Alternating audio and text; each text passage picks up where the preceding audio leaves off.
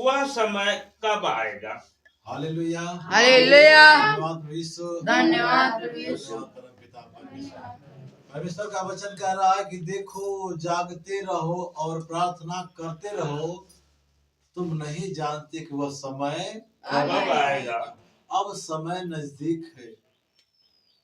चारों तरफ हाहाकार मचा हुआ है, चारों तरफ हाहाकार मचा है। लोग मर रहे हैं, कहीं आंधी से, कहीं तूफान से, कहीं भूकंप से, तो कहीं जल में डूब गए, तो कहीं भगदड़ में, तो कहीं ट्रेनें लड़ रही है, तो कहीं कुछ हो रहा है। अर्थात प्रभु यीशु मसीह का समय अब आने का निकट हो चुका है मेरे प्रियो। इसलिए अब परमेश्वर का वचन कह रहा है कि अब जागते रहो, अब जागते रहो। अब तुम नहीं जानते कि वो कब समय आने वाला है, कब समय आने वाला है। वो समय आने वाला है, प्रभु कहता है कि आखिरी तुरही फूकी जाएगी। जिस तरह से चोर आता है, उसी तरह से मनुष्य का पुत्र भी आ जाएगा। अर्थात वो समय आ चुका है कि प्रभु यीशु मसीह कब आएगा कोई गारंटी नहीं है। इसलिए हमें तैयार रहना है, तैयार रहना है। किस बात के तैयार रहना है?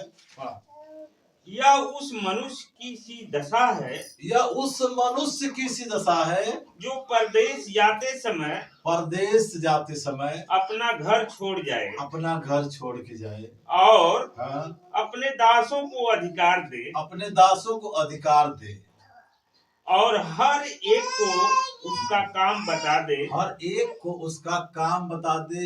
यहाँ वचन बता रहे परमेश्वर का उस मनुष्य के समान, यह वचन बता रहा है कि उस मनुष्य के समान है जो परदेश जा रहा है, कहीं जा रहा है दूर देश को, अपना घर अपना परिवार छोड़ करके जा रहा है, और अपने दासों को आदेश दे रहा है, आज्ञा दे के जा रहा है, समझा के जा रहा है कि देखो तुम्हें ये करना है, तुम जाओ, बीमारों को चंगा करो, दुष्ट आत्माओं को निकालो, भिन्न भिन्न प्रकार के रोगियों को आजाद करो, मेरे राज्य का सुसमाचार प्रचार करो, बता करके। अर्थात वही मनुष्य, अर्थात वह मनुष्य कोई और नहीं था, प्रभु यीशु मसीह हम मानव जाति को संदेशा दे करके, चेला बना करके सारे लोगों को चला गया और कहा जाओ जात जाति लोग के लोगों को सुसमाचार सुनाओ, संदेशा दो, बताओ कि यीशु आने वाला है, जो गया है वो आएगा, तुम्हें राज्य देने के लिए लेके जाएगा। अपने मन को फिराओ क्योंकि स्वर्ग का राज निकट आ चुका है।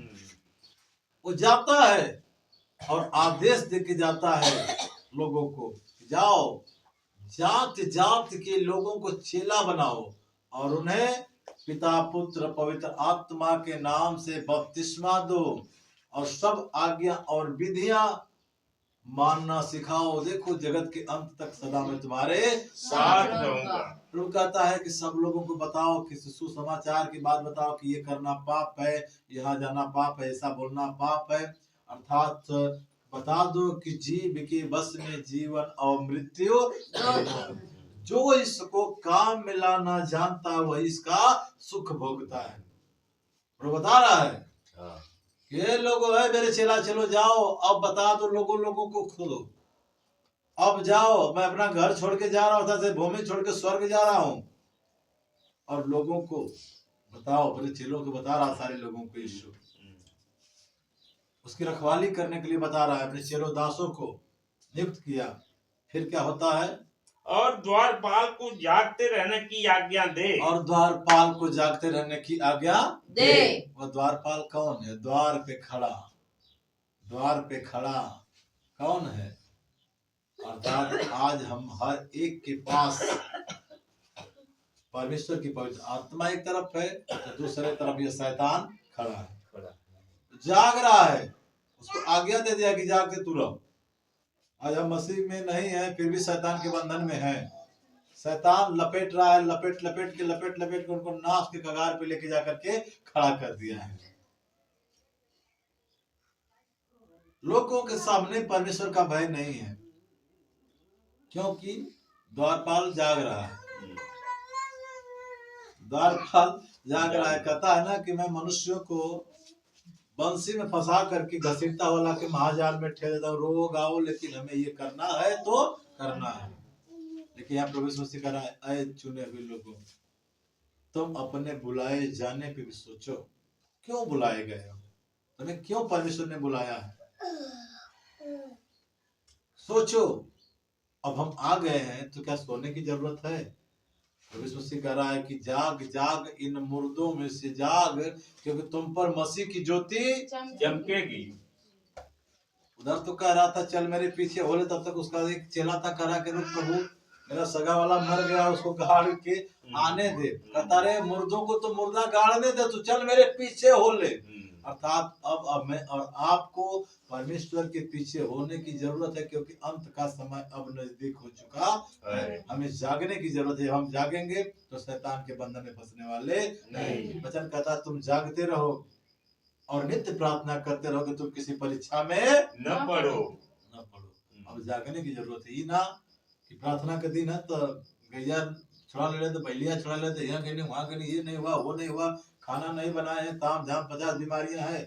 सब कुछ मनुष्य अपने लिए कर सकता है, लेकिन परमेश्वर के लिए समय 10 मिनट का निकाल के दे सकता नहीं। अपने लिए खाना बना सकता है, अपने लिए मेहनत मजदूरी कर सकता है, अपने लिए सब कुछ कर सकता है, दूर देश को जाता है, कहाँ कहाँ क्या क्या करता है, लेकिन परमात्मा के लिए, परमेश्वर के लिए 10 मिनट 1 घंटे का समय निकाल के उसके भवन में आने के लिए उसके पास टाइम नहीं, उसकी वचन सुनने के लिए टाइम नहीं, उससे आराधना करने के लिए टाइम नहीं है, उसके सामने घुटना टेक के अपने पापों का पश्चाताप करने के लिए उसके पास टाइम नहीं है। इस कारण आज भी लोग मसीह का नाम ले रहे हैं, प्रार्थना कर रहे हैं, फिर भी बीमारियां पीछा छोड़ती नहीं है, क्योंकि हमें परमेश्वर प्यारा नहीं, हमें अपना काम प्यारा है। प्रभु कहता है कि धन पे मन मत लगा। अरे तुम धन इकट्ठा करते हो, संसार का धन इकट्ठा करते हो, जिसमें चोर सेंध लगाता है और काई कीड़े लगते हैं। तो यहाँ के धन के चक्कर में मत पड़ो, स्वर्ग में धन इकट्ठा करो, जहाँ न चोर लगा रहेगा, न काई लगेगी, न सेंध लगने वाला है। लेकिन हम क्या करते हैं, यहाँ के चक्कर में रात दिन परिश्रम करते हैं, करते करते करते करते दुख को उठाते उठाते फिर हम प्यारा हो जाते हैं। शैतान हमें लपेट करके नरक के कुंड में लाके डाल देता है। लेकिन नहीं, हम मसीह में उद्धार पाए हुए लोग हैं, उद्धार पाते हैं तो मसीह की खोज में चलना। कहता तू मेरे धर्मराज की खोज कर, संसार की सारी वस्तु तुझको दे दी जाएगी। धर्म और राज की खोज करना है। तमाम धर्म के झंझट में लोग, दुनिया के लोग पड़े हैं, फलाना धर्म ढकाना बदल लिया, ये लिया वो लिया, कुछ नहीं।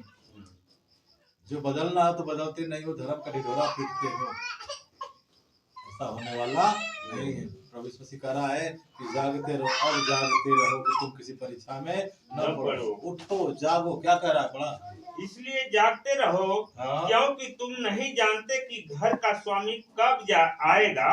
जागते रहो, अब कह रहा है प्रभु यीशु मसीह की जागते रहो। अब तुम यह नहीं जानते कि घर का, संसार का बनाने वाला, घर का मालिक कब आ जाएगा, कब आएगा। क्या तुम्हें वो आएगा तो सोता हुआ पाएगा? क्या लिखा भैया, सांझ को या आधी रात को। सांझ को आएगा क्या आधी रात को आएगा? या मूर्ख के बाग देने के समय, या मुर्गा जब बाग देता है, बोलता है भोर हरिया के समय, तब आएगा। या भोर को, हाँ भोर को। ऐसा न हो कि वह अचानक आकर तुम्हें सोते पाए। वो अचानक आकर तुम्हें सोते पाए। क्या पाए? सोते पाए। अचानक आए, जब परमेश्वर आए तो हम जो उद्धार पाए हुए लोग हैं वो सोते पाए जाएं, अर्थात न वचन में, न प्रार्थना में, न आराधना में पाए जाएं और हमें छूट जाएं, शैतान के हाथ में पड़ जाएं। इसलिए कहता है कि जागते रहो, जागते रहो, जागते रहो, जागते रहो, जागते रहो, नित्य प्रार्थना करते रहो कि तुम परीक्षा में न पड़ो। अब परीक्षा की घड़ी नजदीक है, इसलिए हमें जागने की जरूरत है, सोने की जरूरत हमें और आपको अब नहीं है। प्रार्थना करने की, क्योंकि विपत्तियां कब किधर से आ जाएंगे किसके पास कोई गारंटी नहीं। वचन तो कहता है जो पाप करेगा वही मरेगा, जो पाप करेगा वही मरेगा। यदि हम जागेंगे तो पाप हम करने पाएंगे नहीं, कि करेंगे ना।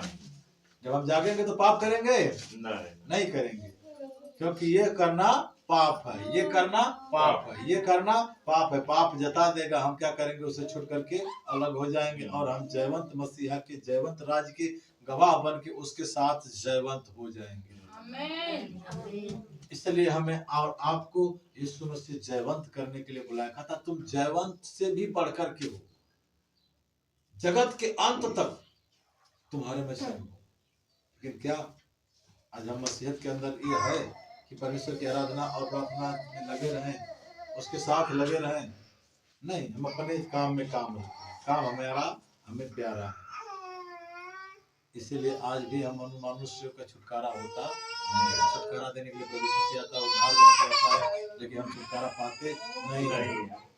इसलिए मेरे प्रियो, अभी जो भी कुछ करना है परमेश्वर की अगुवाई में करना है, परमेश्वर के साथ करना है। हम कुछ भी करें, कोई भी कार्य करें, क्या हम परमेश्वर से पूछ के करते हैं? पूछ के करते हैं? पूछ के करेंगे धोखा नहीं खाएंगे, अगर पूछ के नहीं करेंगे धोखा खाएंगे। चलना है कि प्रभु मैं यहाँ जा रहा हूँ, क्या तेरी इच्छा है, क्या तेरी योजना है, तो बता, मैं तेरे कार्य को करूँ ताकि तेरे नाम को महिमा मिले। ऐसा कहे जब मेरे नाम का महिमा करने के लिए कह रहा तो चल भैया तू जा। किसको अपनी महिमा प्यारा नहीं है? सबको प्यारा। इसलिए अब जागने का समय है, जागिए, उठिए और प्रार्थना करिए। आप अपने अपने स्थान पे खड़े होइए और अपने अपने पापों को मानिए, प्रभु के सामने कहिए, प्रभु मैंने पाप किया है, आज मुझे क्षमा कर। मैंने तेरे वचन को जाना है, पढ़ा है, सुना है, लेकिन माना नहीं है। आज मैं तेरे सम्मुख मानती हूँ, मुझे छुटकारा दे, लहू से धो के शुद्ध कर, ताकि आज से मेरा जीवन तेरा जीवन हो प्रभु। मेरा जीवन तेरे से पूछ के चले, तेरे अनुग्रह से चले। प्रभु आपको सहायता मदद करें, यीशु मसीह को आमीन।